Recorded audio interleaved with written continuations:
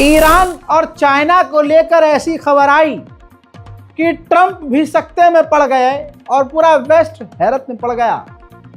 Iran की खतरनाक तैयारी और ईरान की इस खतरनाक तैयारी में चीन जिस तरह से ईरान के साथ है, ये बात खुलकर सामने आ गई है। रिपोर्ट आपकी स्क्रीन पर है और फुल स्क्रीन पर इसलिए ताकि आपको ऐसा न लगे कि रजा भाई, जैसे आड़ भक्तों को लगता है कि रजा जो है अपने मन से बताता है। ये मन वाले काम तुम्हारे बाप के हैं आड़ भक्तों, और तुम्हारे हैं। बीजेपी आईटी सेल फर्जी न्यूज बनाती है और व्हाट्सएप पर भेजती है। रजाग्राफी सच दिखाता है सबूत के आधार पर। रिपोर्ट आपकी स्क्रीन पर है, वो भी जेरूसलम पोस्ट के हिसाब से दुश्मन के अखबार में छपी हुई खबर है कि लगभग 1000 टन मिसाइल बनाने वाले फ्यूल और केमिकल समुद्री रास्ते से चाइना ने ईरान रवाना कर दिए हैं। हजरात, एक केमिकल होता है जिस केमिकल को सोडियम परक्लोरेट जिसे कहा जाता है, वो 1000 टन की मात्रा में रवाना हो चुका है, जिससे ईरान खतरनाक मिसाइलें बनाने में इस्तेमाल करेगा। और ये जो केमिकल होता है, ये केमिकल हथियार और मिसाइल बनाने के लिए ही इस्तेमाल में लिया जाता है। उधर ईरान के supreme leader Ayatollah Syed Ali खामनाई ने एक सभा में कहा कि दुश्मन कह रहा है कि हम कमजोर हो गए हैं। यह तो वक्त बताएगा कि हम कमजोर हैं या वो कमजोर हैं। उन मुतवहम खियाल बाफ ऐलान करद कि ईरान ज़ईफ शुदे। आयंده नशान خواهد داد کی ضعیف شده.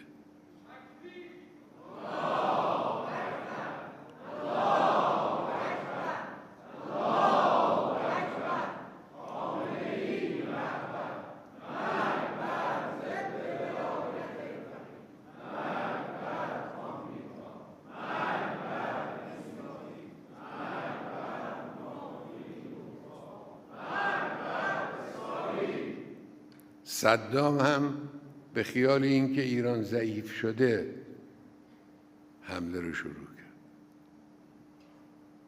ریگان هم به خیال اینکه ایران ضعیف شده. उधर ईरान में एक बार फिर से एक बड़ा हादसा हुआ। ईरान का एक पुराने मॉडल का फाइटर जेट जो उड़ रहा था, उड़ान भर रहा था, अचानक से उसमें खराबी आ गई और वो डिसबैलेंस होकर नीचे गिरने लगा।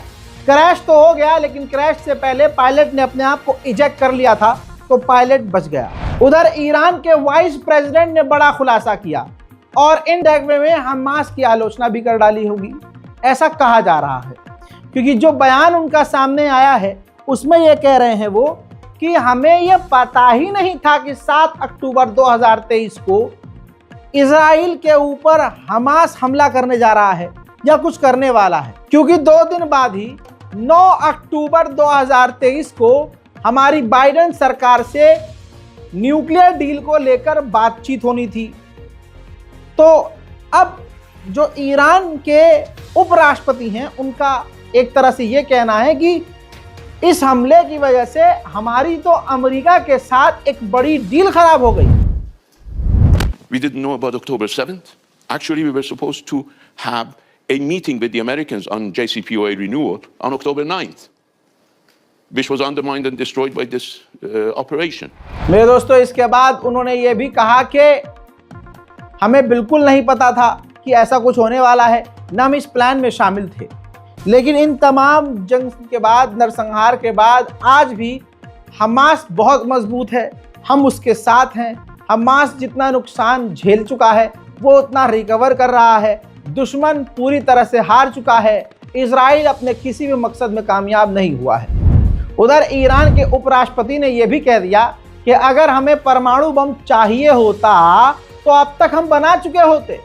हमें परमाणु बम की तलब ही नहीं है। यूएन के चीफ एंटोनियो गुटेरेस ने ईरान को सलाह दी है कि आपने आसपास के तमाम देशों से आप अपने रिश्ते ठीक कीजिए और अमेरिका को यकीन दिलाइए कि आप परमाणु बम नहीं बना रहे हैं, ना आपके पास परमाणु बम है। वहीं ईरान के उपराष्ट्रपति ने यह भी कह दिया कि हमारे खिलाफ जो पूरे दुनिया में प्रोपेगेंडा चलाया जा रहा है कि हम महिलाओं को दबा कर रखते हैं, ऐसा नहीं है, बल्कि हमने अपने कानूनों में ढिलाई दी है। महिलाओं को हमने जो है उनके पहनावे पर छूट दी हुई है। उधर सऊदी अरब के भी विदेश मंत्री ने अब पूरी दुनिया से मांग की है, खासकर अमेरिका से, कि सीरिया पर से पूरी तरह से पाबंदी हटा दी जाए। काफी लंबे समय बाद जब इजराइल सीरिया में पैर घुसा चुका है, जमा चुका है, तो जोलानी की सरकार के डिफेंस मिनिस्टर ने कहा कि हमने वो कोशिशें शुरू कर दी हैं जिन कोशिशों से हमारी ये कोशिश है कि इजराइल हमारे मुल्क से बाहर निकल जाए।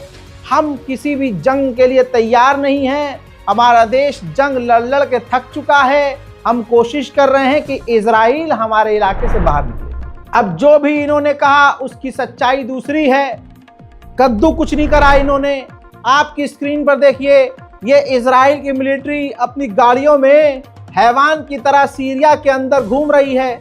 और आप जरा ध्यान से देखिए, सीरिया की सिक्योरिटी फोर्सेस चुपचाप जो है जेब में हाथ डाल के खड़ी हुई है और इजराइल का कुछ नहीं उखाड़ सकती। मजेदार बात यह है कि थार 5 डोर चला रहे हैं इजराइल वाले। खैर, पीछे देखिए, इजराइल की मिलिट्री की गाड़ियां, फौज तमाम एडवांस हथियारों के साथ सीरिया में घूम रही हैं। उधर सीरिया की सच्चाई अब खुल गई। ये जोलानी सामने कह रहे हैं कि हम तो बोल रहे हैं कि इजराइल पीछे चला जाए, लेकिन इजराइल की सेना चुपचाप खड़ी हुई है। उसके मुंह के सामने से इजरायली सैनिक नाचते हुए निकल रहे हैं, लेकिन कुछ उखाड़ नहीं पा रहे हैं। अब सीरिया की सरकार ने पीकेके से कहा है कि हम आपसे मिलने को भी तैयार हैं, बातचीत करने को भी तैयार हैं, लेकिन आपको हथियार डालना होगा। अगर आपने हथियार नहीं डाले तो फिर हम अपनी ताकत का इस्तेमाल करेंगे। उधर सीरिया के विदेश मंत्री ने कहा कि हमारा सबसे पहला और बड़ा मकसद है कि सीरिया की इकोनॉमी को मजबूत करना, और वो इकोनॉमी तभी मजबूत हो सकती है जब हम पर लगाई गई पाबंदियां हटाई जाए। साथ में उन्होंने ये भी कहा कि $30 बिलियन का उधार बशर अल असद ने रशिया और ईरान से लिया था, अब वो भी हमारे सर पर है कि उसे भी चुकाना है। इस वजह से हम ज्यादा प्रेशर में हैं। साथ ही सीरिया के विदेश मंत्री ने यह भी जानकारी दी कि 70 और लड़ाकों का झुंड जो है, ग्रुप है, वो भी हमारी सेना में शामिल होने के लिए तैयार हो गया है। वहीं बशर अल असद की सरकार के द्वारा इकट्ठा किए गए हथियार, कुछ हथियार इनके हत्थे लगे हैं, जिन हथियारों को इस जोलानी की सरकार ने जब्त किया है। हालांकि ज्यादातर बड़े हथियारों को इजराइल नष्ट कर चुका है।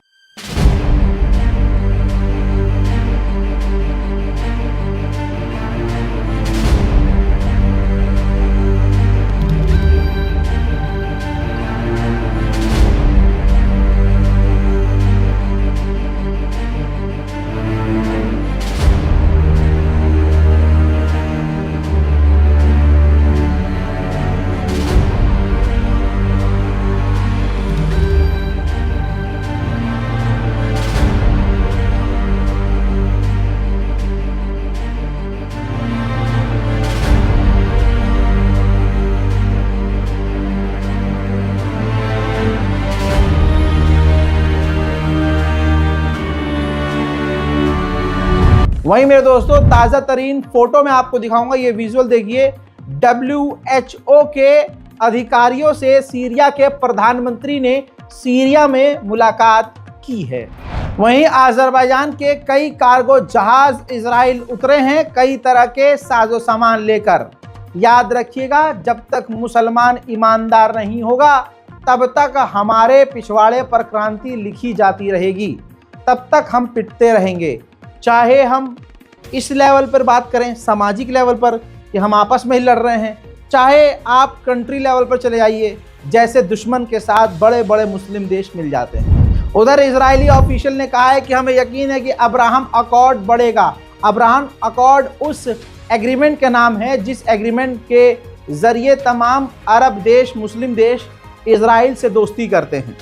और इजरायली ऑफिशियल ने कहा कि सबसे बेहतरीन मेंबर जो है अब्राहम अकॉर्ड्स का कतर है, यानी एक तरह से यूएई को नीचे कर दिया है और कतर को ऊपर। लेकिन कतर ने अभी अब्राहम अकॉर्ड में जुड़ने का ऐलान नहीं किया है, न वो जुड़ा हुआ है। लेकिन यूएई से ज़्यादा अगर अहमियत देगा इजराइल किसी को तो वो कतर होगा।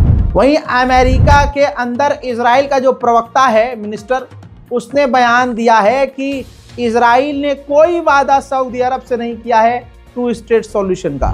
पिछले 12 घंटे के अंदर इजराइल ने फिलिस्तीन के वेस्ट बैंक में रेड करी हैं, उन रेड के अंदर अब तक 12 फिलिस्तीनियों की मौत हुई है, 50 घायल हुए हैं और भारी तबाही मची है। देखिए। هاي سكروا باب مستشفى الحكومي كراج عشان ما حداش يقدر يطلع. هاي السيارات كلها مشوهة. هاي سكروا باب مستشفى الحكومي كراج عشان ما حداش يقدر يطلع.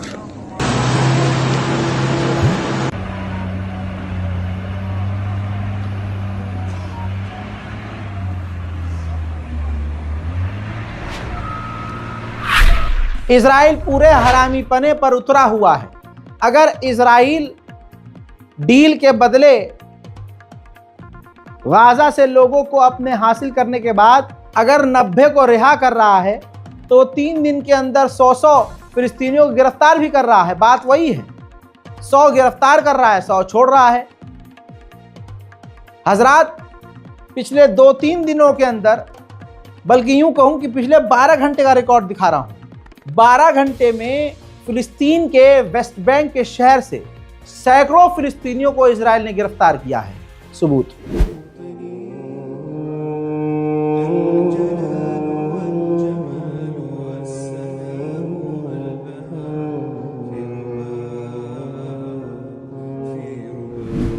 वहीं घायल इसी तरह से जो रेड के दौरान फिलिस्तीनी हो रहे हैं, उनको घायलों को एम्बुलेंस के जरिए अगर अस्पताल लेकर जाया जा रहा है तो अस्पताल वाली उस एम्बुलेंस को रोका जा रहा है इजरायली सेना के द्वारा।